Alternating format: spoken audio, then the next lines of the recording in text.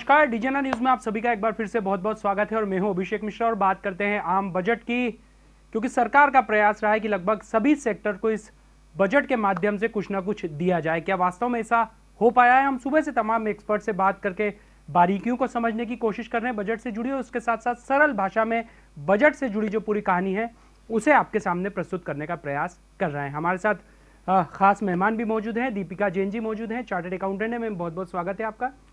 और हमारे साथ मौजूद है उद्योग जगत की जानी मानी हस्ती गौतम कोठारी जी। सर, आपका भी बहुत बहुत स्वागत है।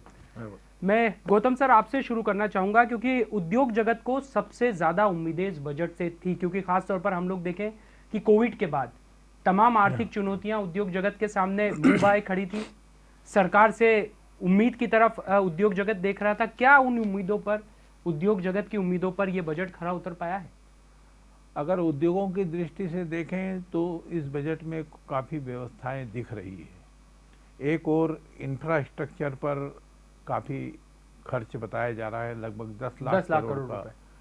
तो उद्योगों को एक बेहतर इंफ्रास्ट्रक्चर चाहिए, अच्छी बिजली चाहिए और सस्ती बिजली चाहिए। उस दृष्टि से अगर देखें तो इंफ्रास्ट्रक्चर पर सरकार का जोर है। साथ ही ये बिजली सुधार के लिए 35,000 करोड़ रुपए उनने रखे हैं। इससे भी इंफ्रास्ट्रक्चर जो इलेक्ट्रिसिटी का है वो सुधरेगा, उससे गुणवत्ता बढ़ेगी। सोलर एनर्जी पे, ग्रीन एनर्जी पे सरकार का बहुत ध्यान है। रिन्यूएबल एनर्जीज के लिए उनने काफ़ी प्रावधान किए हैं और ऐसा प्रतीत होता है 20,000 करोड़ से ऊपर उनने इसमें प्रावधान किया है। लेकिन इसको सब्सिडी के रूप में अगर प्रस्तुत करती सरकार तो रिन्यूएबल एनर्जी पे और अधिक काम हो सकता था। तो सरकार ने जो किया है अच्छा किया है, पर बहुत अच्छा किया जा सकता था। सरकार ने एक और मिलेट्स के उत्पादन पर काफ़ी जोर देने की बात करी है इस बार।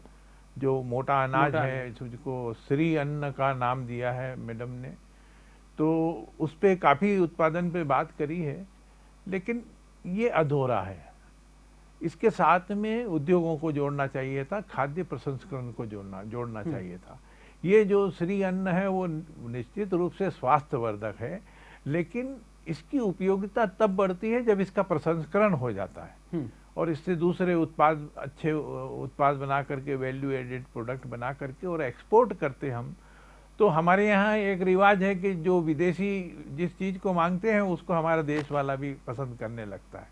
तो इससे दोनों फायदे होते हैं कि हमारे देश में भी मोटे अनाज का प्रचलन बढ़ता और विदेशों में भी मोटे अनाज से बनी हुई वस्तुओं का प्रयोग बढ़ता, जिससे निर्यात भी बढ़ता, किसानों को उसका मूल्य मिलता। अभी स्थिति ये है कि अगर सरकार इसको प्रमोट भी कर देगी तो क्या किसानों को उसका मूल्य मिल पाएगा? ये एक सोचने की बात है। दूसरी बात यह है कि लघु उद्योगों पे कुछ चीज़ें बहुत अच्छी करी है सरकार ने। लघु उद्योगों की सबसे बड़ी समस्या है क्रेडिट लाइन की। 2023 से शुरू करने के बाद उनको कोई पैसा देता नहीं बैंक, और जो जिनको वो माल बेचते हैं वो उनको भुगतान बहुत देर से देते हैं। तो वो हमेशा वर्किंग कैपिटल के लिए परेशान रहते हैं।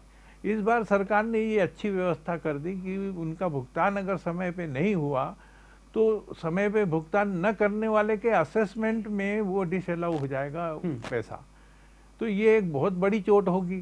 तो इस दृष्टि से उनका पेमेंट जो है वो जल्दी जल्दी मिलने लगेगा और उसका प्रभाव ये होगा कि छोटे उद्योगों की वर्किंग कैपिटल की समस्या खत्म होगी और साथ ही मैंने जो वर्तमान में उनके पास उपलब्ध वर्किंग कैपिटल है उसकी जो एफिशिएंसी है वो डबल हो जाएगी, तिबल हो जाएगी, और साथ ही उसमें इंटरेस्ट कास्ट की बचत भी होना शुरू होगी।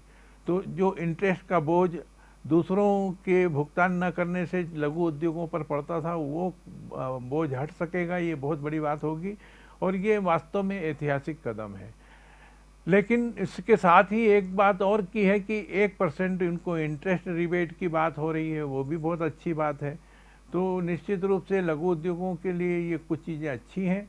कुछ कोविड काल के जो उनके टेंडर्स में डिफ़ॉल्ट थे और जिसके कारण उनकी सिक्योरिटी जब्त हुई थी, वो पैसा रिफ़ंड करने की सरकार ने बात करी है। उसमें से 95% रिफ़ंड किया जाएगा। फिर जो एमनेस्टी स्कीम है जो सरकार ने लॉन्च करी है, तो वो उसमें बहुत सारे ऐसे उद्योग हैं जो विवाद में फंसे हुए हैं और वो उस विवाद से बाहर आ पाएंगे इस एमनेस्टी स्कीम का फ़ायदा लेकर के।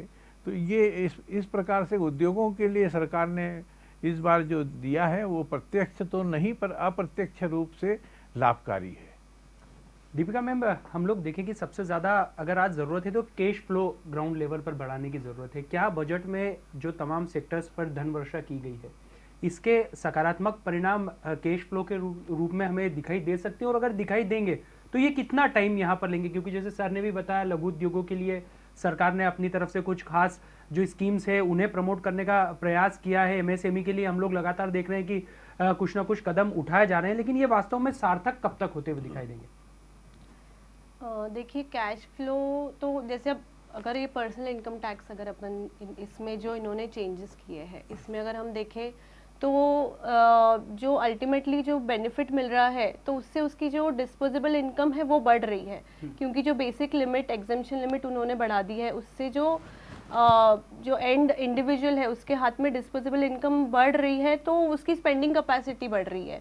यूँ ही अगर आप दूसरे प्रोजेक्ट्स को भी अगर देखें तो जब वो मटेरियलाइज हो रहे हैं तो उनकी कैश फ्लो भी बढ़ रही है, तो मतलब इवेंचुअली इट विल हैपन। और इनफैक्ट मैं आपको ये भी बताना चाहती हूँ कि दोनों ये जो प्रोजेक्ट्स किए हैं इन्होंने, ये पर्सनल इनकम टैक्स में जो ओल्ड स्कीम थी और जो न्यू स्कीम है, इसमें अगर मेरा एक पर्सनल ये है कि जो इन्होंने सारे चेंजेस लाए वो सारे न्यू स्कीम में लाए हैं और ओल्ड स्कीम में इन्होंने कुछ भी चेंज नहीं किया। जबकि वहाँ पे एटीसी का जो डिडक्शन मिलता था उसमें एक इन्वेस्टमेंट करने पे आपको 1.5 लाख रुपए का आपको एक बेनिफिट मिलता था, जो अब आप इस स्कीम में नहीं है। तो मैं ये सोचती हूँ कि गवर्नमेंट इस बार सिर्फ ग्रोथ इन्वेस्टमेंट को एक प्रमोट नहीं कर रही है और सिर्फ स्पेंडिंग को प्रमोट कर रही है।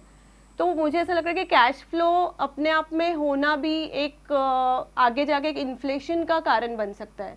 जितना आपके पास ज़्यादा पैसा होगा उतना ही आपके पास आपकी डिमांड ज़्यादा होगी, डिमांड ज़्यादा होगी आपकी बढ़ेगी, तो इन्फ्लेशन कहीं ना कहीं मुझे ऐसा लगता है कि बढ़ने के चांसेस होते हैं उस केस में। अभी सीए अग्रवाल जी हमारे साथ मौजूद थे, उन्होंने बताया कि भले ही 7 लाख रुपए तक की आईएमएफ छूट दे रहे हो, लेकिन वो एक तरह से इस हाथ से लेके इस हाथ से देने वाली और वो दूसरे टैक्स में नहीं करता था, ऊँट के मुंह में जीरे जितना है। तो क्या वास्तव में जितना ये दिख रहा है आसानियां, जितनी हम चर्चा कर रहे हैं कि एक बड़ा डिसीजन हो गया, पर्दे के पीछे की कहानी क्या कुछ है? क्योंकि हम लोग सेंसेक्स में भी देखे कि शुरुआती दौर में जैसे बजट प्रस्तुत हुआ 1000 अंक की छलांग मारी, लेकिन अब वो वापस से नीचे आ गया है। क्योंकि एक्चुअल जब एनालिसिस होगा तब इसमें और पता गहराई, अभी तो ये दिस इज जस्ट शुरुआती स्टेज पे है। जब हम जैसे जैसे इसमें डीप में जाएंगे, जब हम एनालिसिस करेंगे कि किस चीज का कितना इम्पैक्ट इकोनॉमी पे होगा, कितना फर्क पड़ेगा, तब जाके एक्चुअली आपका when the tyre hits the road ऐसे बोलते हैं,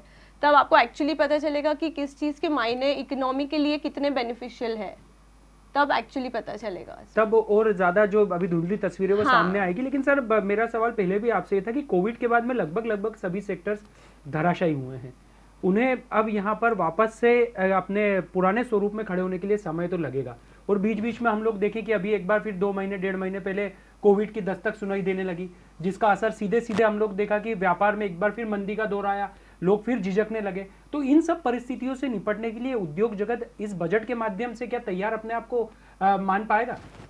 देखिए, उद्योग हमारे यहाँ ठीक वैसा ही है जैसा कृषि का क्षेत्र है। कृषि जैसे जुआ है वैसे ही उद्योग भी एक प्रकार से जुआ है। और ये तो उद्योग इतने सेंसिटिव होते हैं कि किसी भी कारण से उनको समस्या आ सकती है। हम लोग इसको 4AOG बोलते हैं। एक्ट ऑफ गॉड, कोरोना आ गया, एक्ट ऑफ गवर्नमेंट ने नोटबंदी कर दी, है ना, और एक्ट ऑफ गवर्नेंस, सरकार बहुत अच्छा चाहती है लेकिन जो नीचे तंत्र है वो तंत्र जो है वो कबाड़ा कर देता है, वो होने नहीं देता जो सरकार चाहती है। तो एक्ट ऑफ गवर्नेंस ये जो परेशानी कर देता है। फिर एक्ट ऑफ ग्रीवियंस है, तो वो ग्रीवांस ये है कि एक गलत मजदूर, गलत नियत से घुसा हुआ मजदूर कारखाने को बर्बाद कर देता है। तो ये जो हमारे लेबर लॉज हैं वो लेबर लॉज आड़े आ जाते हैं। तो ये जो समस्याएं हैं, क्योंकि उद्योग बहुत सेंसिटिव होते हैं, और कोविड पीरियड तो ऐसा पीरियड है जिसकी हमने कभी जिंदगी में कल्पना नहीं की थी कि ऐसा समय भी आएगा कि जिसमें हम सब तरफ से बंद हो जाएंगे और व्यापार उद्योग इस तरह से प्रभावित होगा। बड़े उद्योग फिर भी टिक जाते हैं, छोटे उद्योगों को सबसे बड़ी समस्या होती है और वो समस्या अभी अंदर में छिपी हुई है। उसको हम पूरी तरह से अभी तक एनालाइज नहीं कर पाएंगे। वो आने वाले कई वर्षों में जाकर के एनालाइज होगी कि उस कोरोना काल के जो घाव हैं वो कब तक हरे रहते हैं। कई जो निपटने लायक थे वो तो उद्योग निपट गए, लेकिन बहुत से लोग जो हैं वो अंदर अंदर खोखले हैं, लेकिन मजबूरी में अपने आप को खींच रहे हैं इस उम्मीद में कि शायद कुछ बेनिफिट हो। उनके लिए कुछ फायदा है सर इस बार? उनके लिए इस बजट में सिर्फ एक चीज उनने कही है कि जो उनके कमिटमेंट पूरे नहीं हुए और पूरे नहीं होने के कारण जो उनके टेंडर के का सिक्योरिटी मनी जब्त हुई है वो वापस कर देंगे। तो वो तो बहुत नामिनल है, उससे बहुत ज़्यादा फायदा नहीं होगा।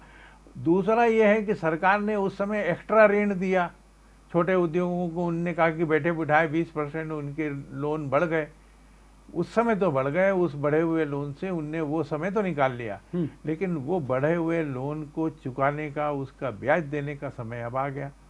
तो वो ब्याज का बोझ भी उन पे छोटे उद्योगों पे बढ़ करके पड़ रहा है, वो 20% उसको अतिरिक्त मान लीजिए। तो ये जो स्थिति है, सरकार अगर वास्तव में चाहती तो जो बढ़ा हुआ जो ऋण है उसके ब्याज की जिम्मेदारी अपने ऊपर ले लेती तो शायद प्रोत्साहन मिलता, बड़ा प्रोत्साहन। हाँ, वो उन उद्योगों को राहत मिल जाती और एक बार राहत मिलती तो हो सकता था आने वाले समय में कुछ और बेहतरी हो जाती। दूसरी ओर इस बजट में जो फिस्कल डेफिसिट है वो आगे हमारे लिए बहुत कठिनाई देने वाला दिखता है, क्योंकि फिस्कल डेफिसिट 5.9% यानी करीब करीब 18 लाख करोड़ रुपए का फिस्कल डेफिसिट। हमारी आय है 25 लाख करोड़, हमारे फिस्कल डेफिसिट है 18 लाख करोड़। अब वो 18 लाख करोड़ रुपए को पूरा करने के लिए 11 लाख करोड़ का तो लोन लेंगे और फिर बाकी जो सेविंग स्कीम्स हैं जिस पे सरकार को ब्याज देना है, देती रहेगी, वो सेविंग स्कीम्स के पैसे को उपयोग करेंगे। तो एक प्रकार से हम हर साल, पिछले साल 6.5% डेफिसिट था, वो डेफिसिट का भी हमने लोन लिया और सेविंग स्कीम्स का फायदा उठाया, लेकिन वो तो पाइल अप होता जा रहा है। यानी कहीं ऐसा समय आ जाएगा कि आप जो पैसा आय के रूप में आ रहा है उसमें से आधा तो चला जाएगा तनख्वाह बांटने में और आधा चला जाएगा ब्याज चुकाने में। तो ये हमको बहुत अच्छा भविष्य इसमें बनते हुए नहीं दिखता है।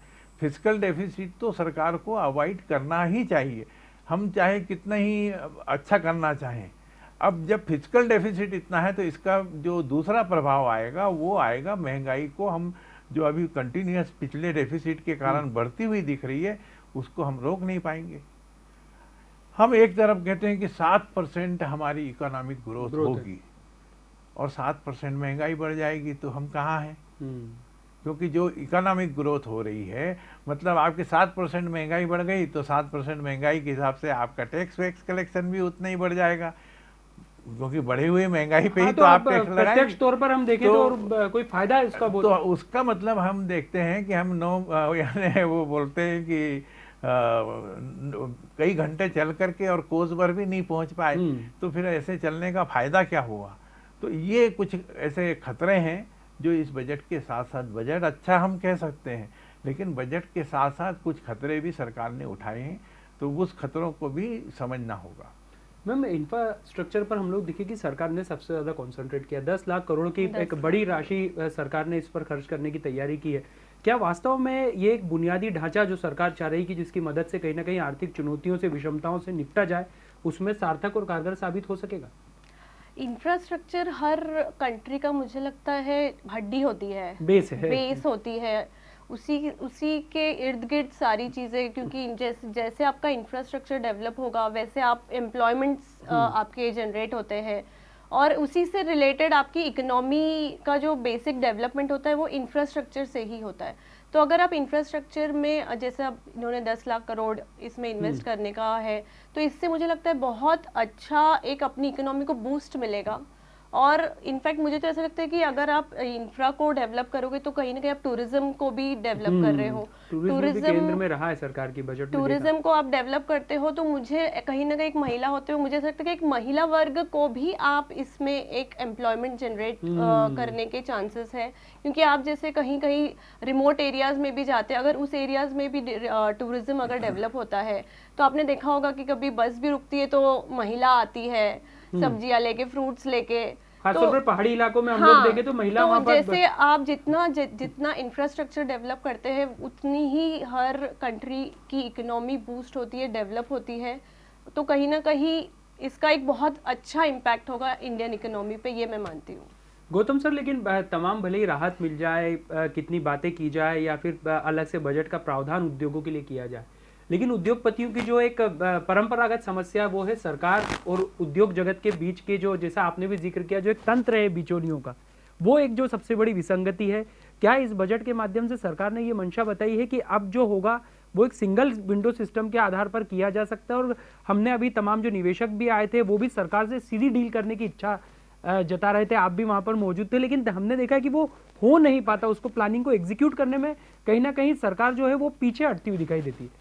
वास्तविकता इसकी ये है कि सरकार मतलब कुछ सीमित लोग जो कायदे व्यवस्था बनाने में लगते हैं, कायदे बनाते हैं, और वो असीमित लोग जो उस कायदों को लागू करते हैं।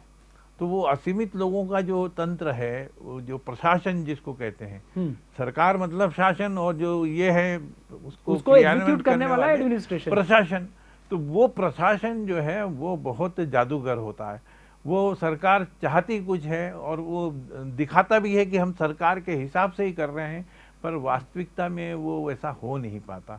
और यही कारण है कि इम्प्लीमेंटेशन में हमेशा समस्याएं उत्पन्न होती हैं। इसमें पिलफरेज भी होता है, बहुत सारा पैसा जो है वो जहाँ पहुँचना चाहिए वो नहीं पहुँच पाता। इसीलिए सरकार ने अब डिजिटलाइजेशन को और सिंगल विंडो की बात कर रही है, पर वो सरकार अपने तरफ से नियमों में उसको सिंगल विंडो तो कर देती है, लेकिन जैसे ही वो विंडो ओपन करते हैं तो उसमें से बहुत से हाथ निकल आते हैं। तो ये जो समस्या है, उस समस्या को यानी बहुत समझदारी पूर्वक और बहुत गहनता से समझ करके उसको दूर करने की जब तक कोशिश नहीं होगी, तब तक कि हम कोई भी प्रस्तावों को ट्रांसलेट नहीं करा पाएंगे। ये एक हमारी समस्या है। बहुत सारे प्रस्ताव आते हैं। अभी हमारे यहाँ ही जब इन्वेस्टर समिट हुई 15,42,000 करोड़ के प्रस्ताव आए। अब वो कितने ट्रांसलेट होंगे ये तो आने वाला समय बताएगा, लेकिन पिछला अनुभव तो हमारा 7-8% ही ट्रांसलेट होने का है। तो ये जो समस्या है उसको तो समझ के चलना ही होगा। सरकार बहुत कुछ करना चाहती है, मैं हमेशा यही कहता हूँ, लेकिन वो ईश्वर ऊपर वाला तो देना चाहता है अपने भक्त को, लेकिन बीच में जो पंडे गंडे ताबीज बांटते हैं वो बहुत समस्या उत्पन्न कर देते हैं। चेन थोड़ी सी पूरा इसको बहुत सही करना जरूरी है। जब तक कि सरकार तंत्र पर पूरी कसावट नहीं करेगी, कोई मंत्र जो है वो काम नहीं करेगा। इसकी जवाबदारी राज्य सरकारों को उठाना पड़ेगा। राज्य सरकार को भी, केंद्र सरकार को राज्य सरकार पे ऐसी इस परिस्थितियां बनाना जरूरी है कि राज्य सरकार मजबूर होकर के उसको करे, चाहे कुछ भी परिस्थिति हो। राज्य सरकार को इम्प्लीमेंट करने के लिए पूरी यानी व्यवस्था दी जाना चाहिए। लेकिन जो तंत्र चला रहे हैं वो हैं तो केंद्र सरकार के ही आदमी। जो हमारे यहाँ IAS अमला है वो सारा केंद्र सरकार के अधीन ही है, तो केंद्र सरकार की बड़ी जिम्मेदारी है।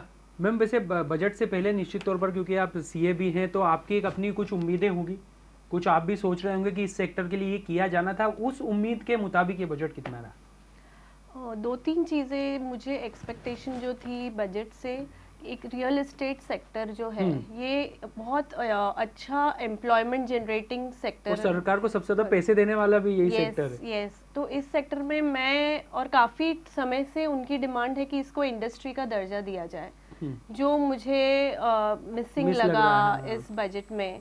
दूसरा है, मुझे फीमेल्स के लिए उन्होंने बहुत 2-3 चीज़ें अच्छी भी की है, जैसे कि उन्होंने वो सम्मान पत्र का अनाउंसमेंट किया, जो एक बहुत अच्छा इनिशिएटिव कि आप 2 लाख रुपए इन्वेस्ट करो 2 साल के लिए and you get return of 7.5%, which is a very good initiative.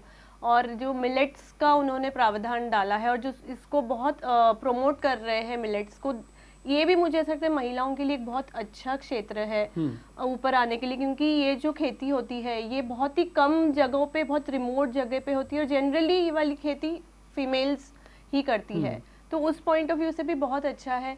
मगर एक चीज़ और ये थी कि मुझे लगा कि पिछले बजट में इन्होंने 200 करोड़ अनाउंस किए थे निर्भया फंड के लिए, जिसके बारे में आज तक नहीं पता चला कि उस 200 करोड़ को उन्होंने एक्चुअली कैसे यूज़ हुआ और उसका पूरा बेनिफिट मिला भी है कि नहीं, और कि यूटिलाइज भी सही तरीके से किया है कि नहीं। तो वुमेन सेफ्टी को लेके मुझे एक चीज़ मिसिंग लगी कि जैसे गवर्नमेंट की तरफ से कोई एक ऐसा इनिशिएटिव होना चाहिए कि फीमेल्स को अपनी सेल्फ डिफेंस या तो इंस्टीट्यूट्स के तौर पे उस लेवल पे, या कैसे आप ट्रेनिंग दे सकते हैं यंग लड़कियों को, आप कैसे ट्रेनिंग दे सकते हैं, जो क्योंकि जो फैक्ट है वो तो है ही, अब तो मतलब आत्मरक्षा के साथ आत्मनिर्भरता भी, वो भी एक ये वाला पार्ट मुझे लगा कि मिसिंग था इस बजट में। और मुझे ऐसा लगता है कि महिलाओं के लिए एक अलग रिबेट एक गवर्नमेंट को अनाउंस करना चाहिए, बिकॉज हर स्तर पर काम का जी, जैसे आप चाहते हैं कि महिलाओं को प्रमोट करके अपनी वर्कफोर्स में लाए, आप अगर महिलाओं को कुछ एक्स्ट्रा रिबेट के तौर पे कुछ एक्स्ट्रा बेनिफिट्स देंगे तो महिलाओं को भी एक मोटिवेशन होता है कि हमें भी जो हमें ये 5 ट्रिलियन इकोनॉमी का जो सपना है उसमें अगर जब तक महिलाएं नहीं जुड़ती है उस वर्कफोर्स में, आज की तारीख में महिला सिर्फ 50% कंट्रीब्यूशन है इंडियन इकोनॉमी में महिलाओं का, तो जब तक आप वो ऐसे कुछ रिबेट्स या कुछ ऐसे इंसेंटिव्स महिलाओं को नहीं देते हैं तब तक महिलाओं का कंट्रीब्यूशन नहीं हो पाता है। तो ये 2-3 चीज़ें मुझे ऐसी लगी कि महिलाओं के लिए इस बजट में होनी चाहिए थी। वैसे सर उद्योग जगत के लिए एक सबसे बड़ी समस्या ये भी है कि प्रशिक्षित मजदूरों का बहुत ज़्यादा अभाव हो रहा है, और अब सरकार प्रयास कर रही है कि कौशल विकास के माध्यम से मजदूरों को भी थोड़ी राहत मिले, उनकी भी जो कार्यशैली है उसकी गुणवत्ता में सुधार हो। स्टार्टअप के माध्यम से जो तमाम नए युवा हैं जो व्यापार व्यवसाय से जुड़ना चाहते हैं वो कहीं ना कहीं अपना खुद का एक क्षेत्र की स्थापना कर सकें। लेकिन सर क्या वाकई में ये सब इतना आसान है? क्योंकि अभी हम लोग देखें कि मजदूरी जो है वो उसका रेट बहुत हाई चल रहा है, और यही वजह है कि हर व्यक्ति के लिए उद्योग की स्थापना भी बड़ा टफ होते जा रहा है कि काम कैसे करवाएं। और सरकार के ये मंशा है कि जो जहां पर है स्थानीय वो वहीं पर उसके रोजगार के अवसर ढूंढ ले। तो ऐसे में आप लोगों के लिए ये चुनौतियां कितनी ज़्यादा बढ़ती जा रही? श्रम की तो अपने आप में शुरू से ही चुनौती रही है, वो चुनौती स्किल डेवलपमेंट के साथ में ख़त्म हो जाएगी ऐसा इसलिए नहीं लगता, क्योंकि सरकार बड़ा खर्च करने जा रही है सर स्किल डेवलपमेंट। असल में बात फिर वहीं आ जाती है, स्किल डेवलपमेंट के नाम पर सरकार बहुत खर्च कर रही है और करना भी चाहती है, लेकिन हो ये रहा है कि बहुत सारे पिछले समय में तो ये हुआ कि एक एक कमरे के उसमें दुकानें खुल गई और स्किल डेवलपमेंट के नाम पर, और वो स्किल तो कितना डेवलप हुआ ये नहीं मालूम, लेकिन हाँ सरकार से बहुत पैसे गए और सरकार ने खर्च भी कर दिया, दिखा भी दिया। लेवल पर हकीकत वो तो नहीं है। वो जब स्किल्ड हुए ही नहीं तो वो वहाँ इंडस्ट्री में तो क्या खप पाते हैं। तो वो स्किल डेवलपमेंट वाला जो मामला है वो फिर वहीं आकर अटक जाता है कि कागज पे हो रहा, तो कागज पे हुआ है, स्किल डेवलपमेंट तो काम का नहीं है। अप्रेंटिसशिप स्कीम के लिए जरूर सरकार ने कहा है कि 47 लाख युवाओं को आने वाले 3 साल में अप्रेंटिसशिप योजना में जोड़ा जाएगा। अब अप्रेंटिसशिप स्कीम में तो ये है कि बच्चे को कारखाने वाला ले और लेने के बाद में उसको सिखाए भी और उसको पैसा भी दे। उसमें से एक पार्ट जो है करीब करीब चौथाई पार्ट सरकार के अंदर सरकार उसको कंपनसेट करती है। अब वो कंपनसेट उसके जो कार्य करता है, उसके कर्मचारी है, उसके खाते में जमा होता है, तो वो तो रिफंड करेगा नहीं, और मालिक जो है वो पूरा पैसा भी देगा, तो उसको अनस्किल्ड को 6,000 रुपये की बात है। अब 6,000 रुपये तो मिनिमम वेजेस से भी बहुत कम है, तो निश्चित रूप से 6,000 में बच्चे काम करने को तैयार नहीं होंगे, और अगर अतिरिक्त देते हैं तो उद्योग पे वजन आएगा। तो एक तरफ बच्चे को सिखाओ भी और उद्योग में उसका उपयोग कम हो और उसको पैसा भी दो, तो ये कई जगह कठिनाई उत्पन्न कर रहा है। पर ये अप्रेंटिसशिप स्कीम में उम्मीद करते हैं कि किसी प्रकार से उद्योग और सरकार के बीच में कोई बीच का ऐसा सेतु बन जाए कि जिसमें सरकार कुछ ज़्यादा कंपनसेट करे, तो हो सकता है कि वो लोग उद्योग में रह करके उनका स्किल डेवलपमेंट हो सके। और ये शुरू से ही होते आया है। पहले तो स्किल डेवलपमेंट तो उद्योगों में ही होता था। पहले यही होता था कि उद्योग में नौकरी में अनस्किल्ड आदमी लगता था और समय के साथ में वो स्किल्ड हो जाता था और स्किल्ड होने के बाद में उसकी बेहतरी हो जाती थी। लेकिन अभी वो स्थिति नहीं बन रही है। सरकार को चाहिए कि ये स्किल डेवलपमेंट स्कीम को सीधे उद्योगों को सौंप दे। जो उद्योग ऐसे रॉ हैंड्स को रख करके और आगे सिखाता है, उसको सरकार सीधी सब्सिडी दे दे, तो उससे अच्छा कुछ नहीं हो सकता। लेकिन ये इंस्टीट्यूशनलाइज करने में बहुत समस्या आ रही है। वो इंस्टीट्यूशंस उतना कुछ नहीं दे पाते जो उद्योगों के लिए हो। दूसरी चीज़ ये होती है कि वो एक निश्चित किए हुए सिलेबस पे चलते हैं और उद्योग जो है उसका अपना सिलेबस होता है, तो वो मैच नहीं होता। वो वहाँ इंस्टीट्यूट से स्किल्ड होके निकलता है, लेकिन उसकी वास्तविक स्किलिंग तो उस उद्योग में जाने के बाद होती है। वहाँ पे उस उद्योग में व्यावहारिक तौर पर तभी कोई होता है। तो अब ये इस गैप को भी पूरा करना है, तो उसके लिए सरकार को कुछ करना होगा। वैसे जो नई शिक्षा नीति आई है, वो नीति में इन सब चीज़ों का ध्यान रखा गया है, लेकिन वो प्रैक्टिकल हो पाएगी? इतने बच्चों को इस इंडस्ट्री में ट्रेनिंग दे पाएंगे जितने बच्चे पढ़ाई कर रहे हैं? तो ये भी एक प्रैक्टिकल नहीं है। तो इस पे भी सरकार को ध्यान देना पड़ेगा कि हम किस तरह से स्किलिंग करें। सरकार आत्मनिर्भरता की बात कर रही है, तो आत्मनिर्भर होने के लिए सरकार ने क्रेडिट गारंटी स्कीम को भी आगे बढ़ाया है।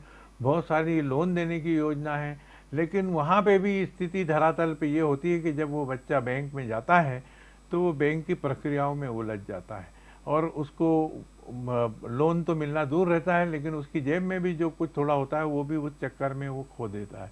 तो ऐसी अनेक गैप्स हैं इस बजट में। इस बजट में एक सबसे बड़ा गैप मुझे दिख रहा है कि एक तरफ सरकार ने आत्मनिर्भर भारत के अंतर्गत आने वाले 5 साल में डिफेंस इंपोर्ट को पूरी तरह खत्म करने की बात कही हुई है, लेकिन यहाँ पर अब डिफेंस के इक्विपमेंट तो लगेंगे, तो हिंदुस्तान में वो इक्विपमेंट बनने होंगे। तो ऐसे डिफेंस सेक्टर में उत्पादन करने के लिए इस बजट में मुझे उम्मीद थी कि वो कोई बड़ा प्रावधान देंगे। डिफेंस सेक्टर में कोई बड़ी सब्सिडीज वगैरह घोषित होगी ताकि लोग डिफेंस सेक्टर में जाकर के रक्षा उत्पाद बना सकें, पर उसकी कोई घोषणा इसमें नहीं। डिफेंस में 69,000 करोड़ की शायद मुझे लगता है कि फंड की बात की है, जो चीन के मुकाबले हम तकरीबन 3 गुना पीछे, 3 गुना ज़्यादा चीन का ज़्यादा डिफेंस का बजट है। मैम, इस बजट में हम लोग देखें कि लोक परिवहन को लेकर बहुत ज़्यादा चर्चा नहीं हो रही। अब से हमने जो 2 बजट पहले देखे थे उसमें बुलेट ट्रेन, मेट्रो पर काफ़ी चर्चा होती थी, लेकिन इस बार क्या सरकार की मंशा है? हालांकि अभी बजट से जुड़ी तमाम जानकारियां और आगे आनी है, लेकिन उस पर अभी तक कोई बहुत बड़े दावे और वादे नहीं किए गए। ये पार्ट ज़रूर मिसिंग रहा है, बट यूँ देखा जाए तो ओवरऑल ग्रोथ में जो बुलेट ट्रेन्स है, मेट्रोज़ है और जो गुणमाला प्रोजेक्ट जो अभी गवर्नमेंट का ऑलरेडी जो चल रहा है, ये ऑलरेडी बहुत अच्छी अचीवमेंट्स है मेरे हिसाब से इंफ्रास्ट्रक्चर और रोड नेशनल हाईवेज वगैरह को लेके। तो हो सकता है इस बार इतना सारा कुछ इन्होंने सेक्टर्स, हर सेक्टर के लिए एलोकेशन किया है, तो हो सकता है उनके कंस्ट्रेंट्स हो कि वो ऑलरेडी इतना कुछ चल रहा है और इन 7 सेक्टर्स को जो उन्होंने स्पेसिफाई करके इसमें जो फंड्स लगाने के लिए जो उनका प्रायोरिटी है, हो सकता है इस कारण से। बट अदरवाइज डेवलपमेंट तो उस क्षेत्र में भी काफ़ी अच्छा हुआ है। वैसे सर, अभी हम इस शो के दौरान जब हमने शुरुआती चर्चा की थी तब उम्मीदों का ग्राफ थोड़ा हाई था, थोड़ा कम हुआ है। तो जाते जाते संक्षिप्त टिप्पणी के तौर पर क्या बजट बेहतर है या मिला जुला ही मानेंगे? देखिए, बजट अच्छा है, लेकिन बहुत अच्छा हो सकता था, पर उसका ध्यान नहीं रखा गया। जैसे इंफ्रास्ट्रक्चर में 10 लाख करोड़ खर्च कर रहे हैं, रेल पे 2,40,000 करोड़ का खर्च की बात हो रही है। हम उद्योगों में ये उम्मीद करते हैं जो हमारी ट्रांसपोर्टेशन कास्ट है वो करीब 14% है, जबकि इंटरनेशनल मानकों के हिसाब से जो है 7 से 8% से ऊपर वो नहीं होना चाहिए। ये इसलिए बढ़ रही है कि हमारे यहाँ इम्बैलेंस हो गया है, एक तरफ रोड और एक तरफ रेल। हमें जब गुड्स ट्रांसपोर्ट करना है तो रेल सस्ती होती है, रेल का परिवहन सस्ता होता है, और हम दूसरी तरफ अगर एक्सप्रेस वे बनाते हैं तो कास्ट ऑफ ट्रांसपोर्ट तो बढ़ेगी ही बढ़ेगी। तो ये सरकार को ध्यान देना होगा कि हम जो नीतियां स्पष्ट होना हाँ, चाहिए। जो हम इंफ्रास्ट्रक्चर रेडी कर रहे हैं उसमें बैलेंसिंग है कि नहीं है। अगर वो बैलेंसिंग नहीं है तो निश्चित रूप से ऐसी इम्बैलेंस्ड अगर ग्रोथ है तो उसका खामियाजा कहीं ना कहीं उद्योगों को और उपभोक्ताओं को दोनों को भुगतना पड़ेगा। तो निश्चित रूप से बजट अच्छा है, लेकिन बहुत अच्छा हो सकता था, ये मैं कहता हूँ। और आगे सरकार इसमें, अब क्या है, आजकल बजट हमेशा ही पूरा नहीं होता, बाद में भी सरकार की घोषणाएं होती है, बाद में भी सरकार की और नीतियां चुनावी साल बनती है अब रहती तो। है। हाँ, तो पूरा साल फाइनल बचा है। बजट है ये तो। फाइनल बजट है। हाँ। हालांकि लोक लुभावन वादों से थोड़ा दूर रहा है। मैम, बैलेंस्ड मान रहे हैं बजट को? मुझे ऐसा लगता है काफ़ी ग्रोथ सेंट्रिक है ये बजट, और इस बार फिर भी मिडिल क्लास को भी, जो हमेशा इग्नोर होते आया है इतने सालों से, इस बार उन पे भी उन्होंने ध्यान रखा है। और आई डोंट नो कि वो इलेक्शन सब है तो इस कारण से है या, but it is a very good step towards the middle class also. और सारे सेक्टर्स को, एग्रीकल्चर सेक्टर ले लो आप, ग्रीन एनर्जी सेक्टर ले लो, एक बैलेंस बनाने की कोशिश ज़रूर की है। आंकड़े तो सारे बहुत अच्छे लग रहे हैं, बस इसका एग्जीक्यूशन अगर सही हो जाए तो सही मायने में ये काफ़ी अच्छा बजट है। बहुत बहुत धन्यवाद दीपिका जैन मैम और गौतम कोठारी सर, आपने तमाम पहलुओं पर प्रकाश डाला है। तो कुल मिलाकर एक बैलेंस्ड बजट तो ये कहा जा रहा है, लेकिन जैसी उम्मीदें होती कि काफ़ी कुछ किया जा सकता है। और हम ये भी मान सकते हैं कि अब आने वाला समय चुनाव का है, तो सरकार ने काफ़ी कुछ चीज़ें रोक कर इसलिए रखी होगी कि कहीं ना कहीं आगे उन्हें जनता के सामने लेकर आया जाए, उद्योगपतियों के सामने लेकर आया जाए, निवेशकों के सामने लेकर आया जाए। तो अभी यहाँ कहानी खत्म नहीं हुई है, क्योंकि चुनावी साल है, 9 राज्यों में चुनाव है, उसके बाद आम चुनाव होना है। तो कुल मिलाकर बजट के माध्यम से सभी सेक्टर्स को खुश करने का प्रयास किया गया, और बची कुची जो थोड़ी उम्मीदें हैं, उम्मीद की जा रही है कि जल्दी उसको मामले को लेकर भी सरकार अपना पक्ष स्पष्ट करेगी। तो फिलहाल हमारी इस पेशकश में इतना ही, लेकिन डीजीएनआर न्यूज पर खबरों का सिलसिला जारी है, आम बजट से जुड़े तमाम अपडेट्स का सिलसिला जारी है। हमारे साथ बने रहिए। नमस्कार।